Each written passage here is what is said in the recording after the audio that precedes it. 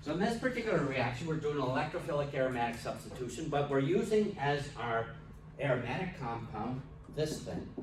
It's aromatic because we have 2 electrons in this pi bond, we have 2 electrons in this pi bond, and we have lone pairs of electrons in the oxygen. So if the oxygen rehybridizes to sp2 and puts those 2 electrons in a p orbital, we now have 6 electrons in a cyclic array. It's planar. Every one of those has a p orbital. That's contributing because they're all sp2 hybridized now because we rehybridized the oxygen. So this thing is aromatic and it's particularly stable. And this question says we can do electrophilic aromatic substitution on this, and we're going to get one of 2 products. We're going to put our bromine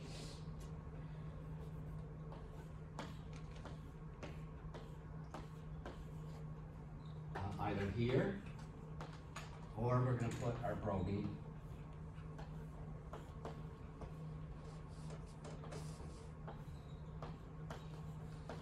here, right?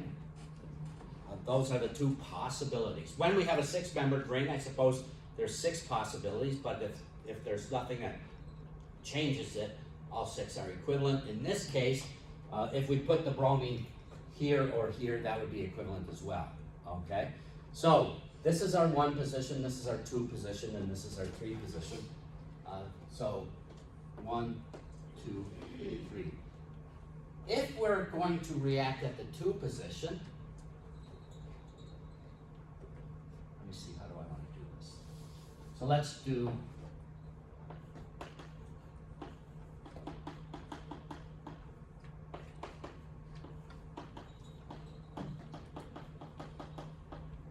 so when we do this, we're going to attack that bromonium ion. We're going to use this pair of electrons, and we're going to have our bond form there. And let's take a look at the intermediate that we form.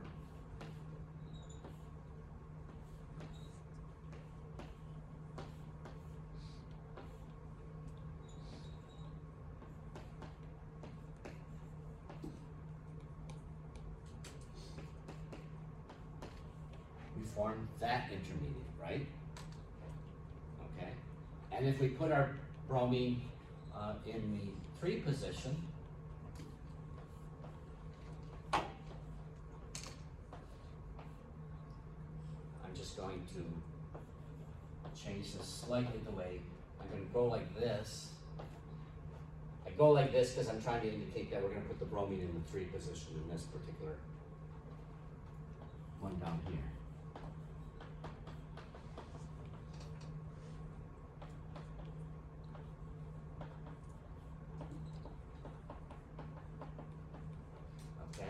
And when we do that, we're going to have our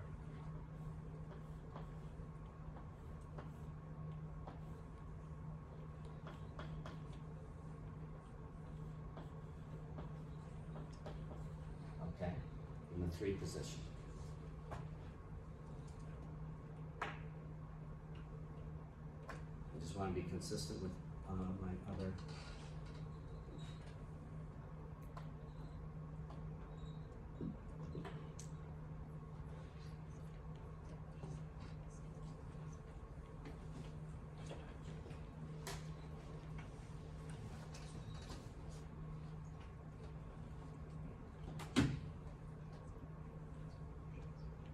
Here we go. Okay. So, take a look at these 2 cations. Is this an allylic cation? We have a double bond, and we do. It's allylic.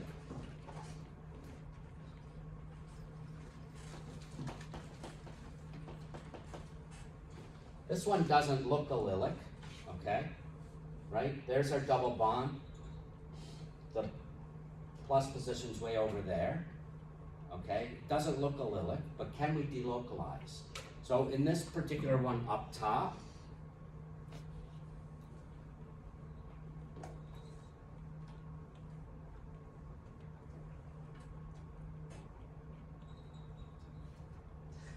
in the 3 position, we can or in the 2 position, we can draw a resonance structure. I'm just going to draw this resonance structure.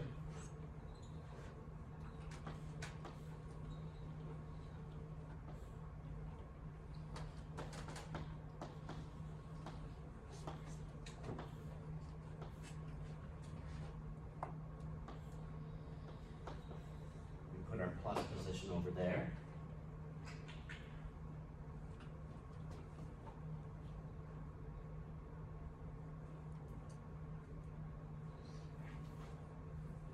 Can I draw another resonance structure here?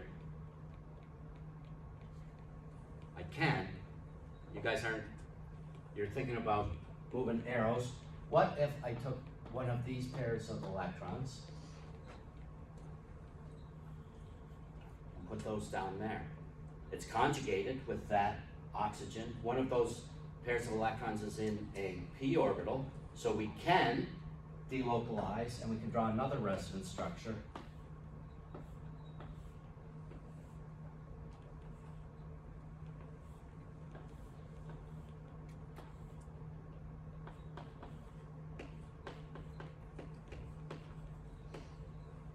Has the positive charge on the oxygen. Now in this particular one, it's not a Lilic, right?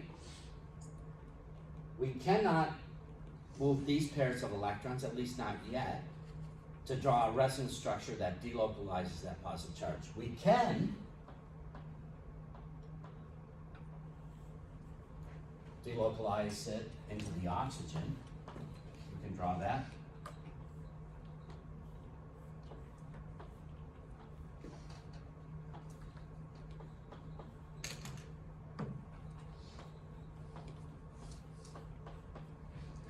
Okay, now, you guys can see this, right? Okay. That looks like, can we delocalize that charge from the oxygen? We can go back and put it the positive charge, but we have no way of going over here. Okay, we cannot delocalize anymore. So in this one on the bottom, we can only draw 2 resonance structures. Our charge is delocalized, but it's really only delocalized between this carbon and this oxygen. In this one, it's delocalized from here to the oxygen. So it's delocalized over a greater extent. That makes this thing more stable.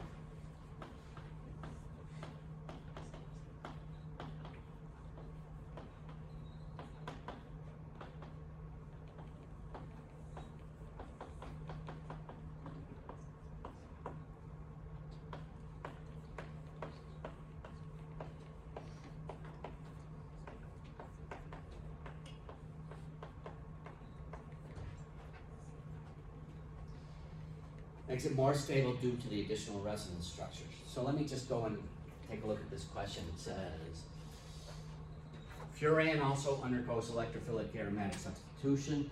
Can you speculate as to where the substitution occurs?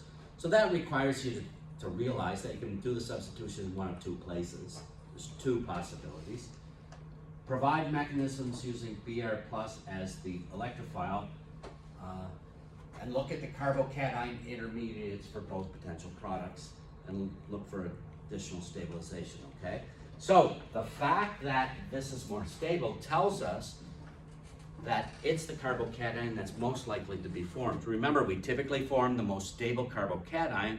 That one we can draw additional resonance structures, so that's the cation we would form. And we do see that we get much more substitution in the 2 position than the 3 position. When we're drawing the reaction to the transition state, do we draw that as equilibrium arrows or just as like double arrow? Double arrow. So those, what's the double arrow mean? This arrow means resonance. Yeah, I mean like when we're doing it from the initial reaction to the transition state, do we need to draw that as an equilibrium arrow? Yes, this could be an equilibrium arrow. Okay. Yeah.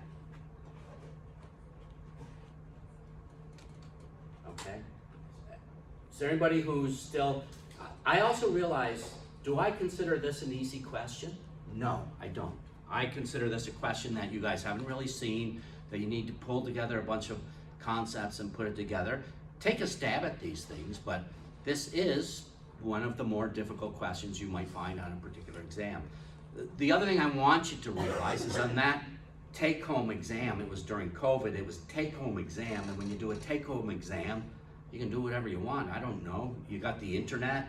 Maybe you call a friend. You do all these things. So I gave a whole bunch of hard questions because people had all sorts of time and resources to do their exams. That's why those take-home exams may look a little harder. I don't expect you to be able to come in here and sit down and write out all those questions, okay? So on a midterm, you're gonna have a bunch of questions that you may consider easy, medium, and hard, okay? That's how I do everything. I make them all work the same. Early in my career, I made the mistake of setting an exam and saying, oh, those are hard questions, they should be worth more. And of course, everybody did terrible because they did terrible on the hard questions. So I quickly learned you need to make a range of questions, make them all work the same. You guys will get the easier ones and fewer people will get the tougher ones, and then we find out how far you can go with the knowledge that you have at that time of the exam. So this is a difficult question. I'm just gonna stop this. Go ahead. I was just wondering,